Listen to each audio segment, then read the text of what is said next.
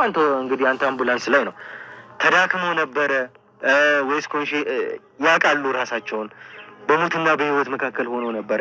እንዴት ሆኖ ነበር የመጡት? እና ጠዋት ላይ አረፉ ተባለ። ከዛ ጠዋት ላይ አረፉ ሲባል ያው እንግዲህ የዛ ኒውሲፍ ምናምን ስለሚያውቁኝ ያው ባይቻልም ሂዳ አንተ ሳጥን ገዝተና ምናምን አሉ።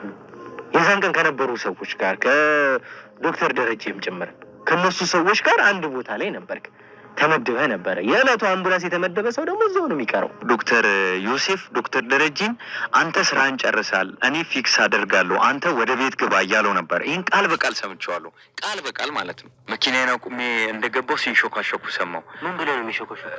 አልሞተም እኮ ሰውዬው አለ ምናምን የሚለውን። ማን ነው እንደዛ ያለው? ምንድን ነው ያሴር ነው? ምንድን ነው ያሴር ነው? ምን ያለውን ነገር በሙሉ ነገር ናችሁ አይደል እንዴ? ምንድን ነው ያሴር ነው? ይሄን አሴራችሁ ብላችሁ እስቲ ንገሩን። አንተ የፈለግከውን ነገር ካሜራ ደቀነ በግዴታ እንጂ እኔ ወድጄና ፈቅጄ አይደለሁም። ስለዛች ሴት አባት አሟሟት ጭምር በደንብ ታውቃለህ ተብሎ ነው የሰማነው። ምክንያቱም በእለቱ የነበርክ ሰው ነህ አንተ፣ ቦታ ላይ የተገኘህ እዛ ጤና ጣቢያ ውስጥ የምትሰራ ሰው ነህ። የወረዳ አምቡላንስ እንዲይዝ ሆነ። ስለዚህ በዋናነት እኛም እንደሰማነው ከሆነ አንተ እዛ ከተማ ላይ የሚገኘው ጤና ጣቢያ የሚገኘው ያለውን አምቡላንስ አንተ ነበርክ የምትነዳው ማለት ነው።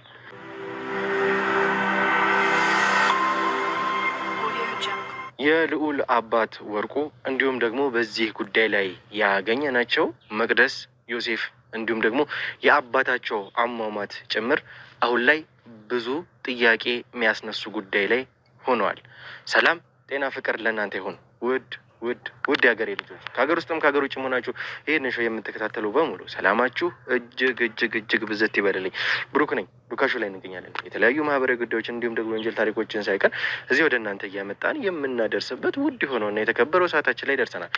እንግዲህ ውድ ተመልካቾቻችን አንድ ጉዳይ ላይ እጃችንን ሙሉ በሙሉ ካስገባን ሰንበት ብለናል። የልዑል ጉዳይ ነው።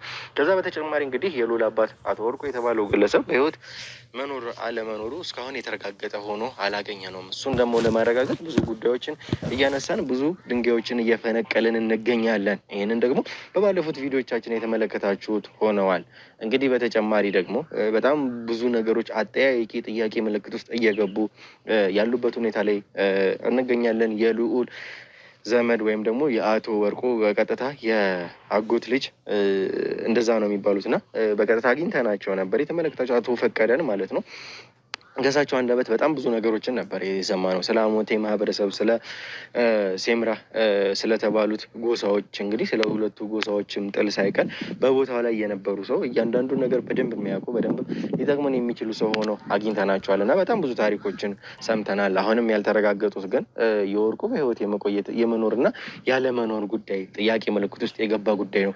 ብዙ አሻሚ ነገሮች አሉ። አሁንም ቢሆን በእኔም በኩል በልዑልም በኩል እንዲሁም ደግሞ በኤርሚያስም በኩል በጣም ብዙ ነገሮችን ለማድረግ እየሞከርን ነው። እየሄድንበትም ያለን ርቀት እንግዲህ በዛው ልክ ነው። ኬዙ ቀላል ጉዳይ አይደለም። አንዴ ደግሞ ከገባን በኋላ ወደኋላ የምንመለስበት ጉዳይም ስላልሆነ ስለሱ ስለ ሁለቱ ጌታዎች ከነገሩን በኋላ ስለ ወርቁም ቢሆን ስለ ራሳቸው ሞተዋል ሲባሉ አልሞትንም ሲባል ደግሞ ሞተዋል እየተባልን ያለን ጎሳዎች ነን። ስለዚህ አሁንም ጥያቄ ምልክት ውስጥ የሚከቱ በጣም ብዙ ከካሜራም ጀርባ የነገሩን በዛም ብዙ ሚስጥሮች አሉ። ከልዑል እናት በተጨማሪ እሳቸውም ጋር ያለ በጣም ትልቅ ሚስጥር አለ።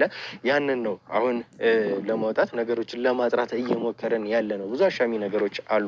እነዚህ ሰዎች እየዋሹ ነው። በዚህ ጉዳይ ላይ ያገኘናቸው ቤተሰቦች መቅደስ፣ ዮሴፍ እንዲሁም ደግሞ አብረናቸው ያገኘናቸው ደረጀን ጨምሮ እነዚህ ሰዎች እየዋሹን ያሉት ሰዎች ናቸው። በጣም ብዙ ነገሮችን ከነሱ እንጠብቃለን። ማለትም ለምንድን ነው እየዋሹን ያሉት? አሁንም ቢሆን እውነቱን ለመናገር ፈቃደኛ አይደሉም ከጀርባቸው።